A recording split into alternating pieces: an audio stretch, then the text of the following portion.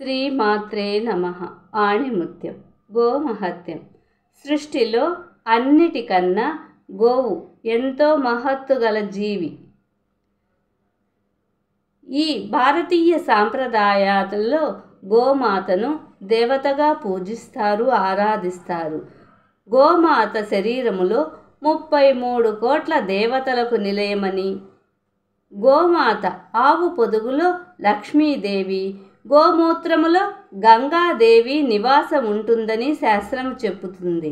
అట్టి గోమాతను సేవించటం ద్వారా అష్టదరిద్రాలు, గ్రహ దోషాలు తొలగిపోయి గోవు వలన మంచి ఆహారము, ఆరోగ్యము, ఐశ్వర్యము లభిస్తుందని, అటువంటి గోవు వలన ఎటువంటి ప్రయోజనాలున్నాయో చూద్దామా? ఆవు నెయ్యి.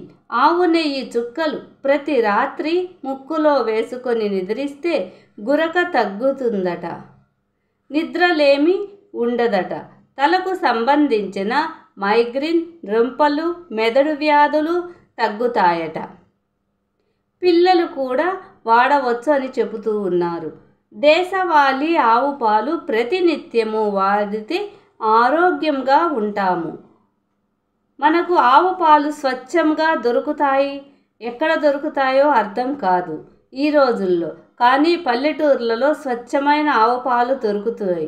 అక్కడ వారు తప్పక ఆవు పాలను నిత్యము సేవించండి. ఆవు నెయ్యి ప్రతి నిత్యము వాడితే శరీర బరువు గణనీయముగా తగ్గిస్తుందట ఆవు నెయ్యి.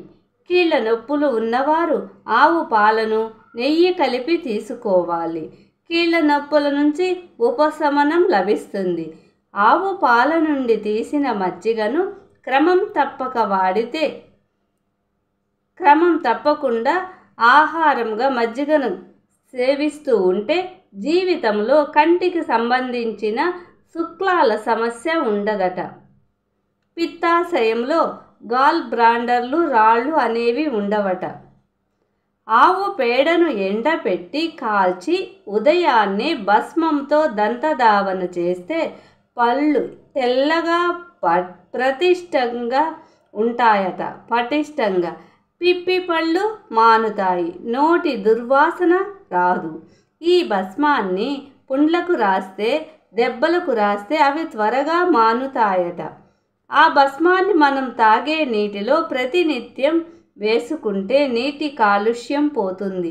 నీటి వలన వచ్చే వ్యాధులు బారిన పడకుండా తప్పించుకోవచ్చు. ఆవు పేడతో తయారు చేసిన సబ్బులను వాడితే చర్మ వ్యాధులను నివారించవచ్చు. తెలుసుకున్నారు కదా గోమహత్యము గురించి. ఈ రోజుల్లో ఆవు పాలు, ఆవు నెయ్యి స్వచ్ఛముగా దొరకట్లేదు. పల్లెటూర్లలోనే ఇవి ఎక్కువగా దొరుకుతున్నాయి. వీలైనంత వరకు ఆవు నేతిని పల్లెటూర్ల నుంచి సేకరించండి. అక్షరాల ఆణిముత్యాలను ఛానల్ని ఆదరించండి. చిన్న లైక్ ఇచ్చి షేర్ చేసి సబ్స్క్రైబ్ చేయండి. ఆణిముత్యం.